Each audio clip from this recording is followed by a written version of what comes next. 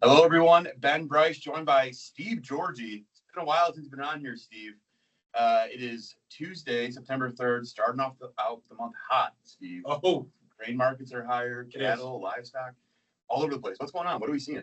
I think there's a couple things, right? As you get into September and you look at what's going on in the markets, you're just seeing some price action. Now, price action is not always good, right? Right. But you've got the stock market down over 400 points right now. You've got the cattle market that's a little stronger, but crude oil down near $70 a barrel. So it seems like what we're seeing is some short covering or funds just saying, I don't want to be as short. Now, that doesn't mean that they We're going to go long. Not at all. No. But it's just the fact that there is some change in the markets. Maybe there's a different market mentality now that we're into September. And now I just don't want to be as short. And I think that's what we're getting here at this point. Well, also, too, at the end of August, a lot of stuff had to be priced cash-wise. Yes. So now you get all these guys had to sell their grain, had to make room for harvest, whatever that is, right? Yep. Got to make payments, make room. Now the market's kind of finding its a little bit of footing, at least for a few days here.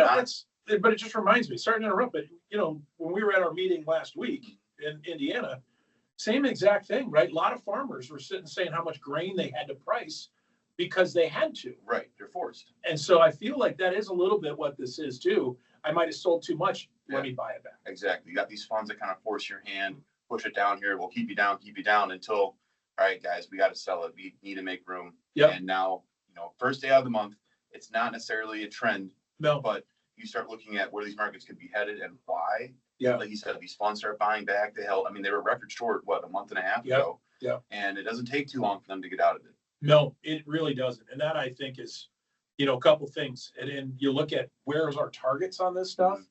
You had beans kind of pushed to where we ought to go. That 410 area, December corn, we're kind of at that. Your next levels might be 10 cents higher, and so we've kind of made this push, and now we're going to sit here and be like, should we be here or not? And so that's where the difficulty is going to be from this moment. I mean, you use the analogy of pushing that balloon underwater, right? Yeah. Now we held that balloon down. We got down here May, June, July were brutal. August sort of seemed like it found that area. There wasn't too much action. Funds were buying back. Market wasn't going higher. Yeah. And now we're sitting here.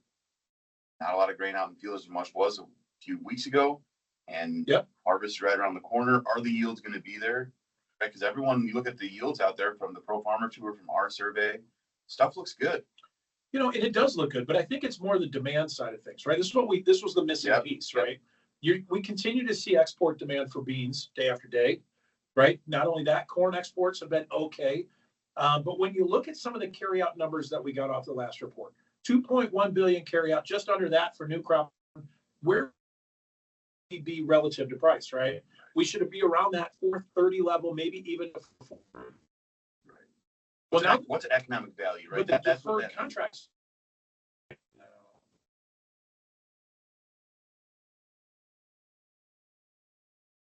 What's going on in South America? Brazil, off to a drier bias. Argentina, certainly a little bit drier. Those concerns right now, as we go into the next few weeks, as we plant corn, is that if it's too dry, I'm going to wait a little longer. But the more they wait, what happens? They start looking at beans, and we start seeing beans go on the ground. So that's a little bit friendlier for corn here in the short term as well. And something else too, when you're talking about exports, you really got to be looking at, especially with South America, right? They're our biggest competitor. Yeah. When you're looking at exports, does Brazil have that price advantage that they did? Does Argentina have that price advantage? We're starting to see that shift a little bit too. And some of that may be, like you said, due to the planting. What does planting look like initially? What does the forecast look like? But also, hey guys, we're pretty cheap. Yeah. We've been cheap. Yes. Compared to the world. Compared to the past few years, everything's really cheap right now. Yeah. So does that price advantage kind of come in, and does that do those exports start picking up a little bit more? We're still behind. We're still well behind where we need to be, but that export story might be something to at least kick us off. Maybe we're seeing a little bit of that here today. Talking about exports though, the one point I really want to make is that when you take that global picture for exports and you look at where it is, and we have tighter and tighter stocks globally for corn. We're sitting at that 5 to 6 year low. We haven't been this tight in a while. Now for soybeans, it's a little different, right? Record crop down in South America, record crop potentially out in the fields. The markets are going to react the way they do.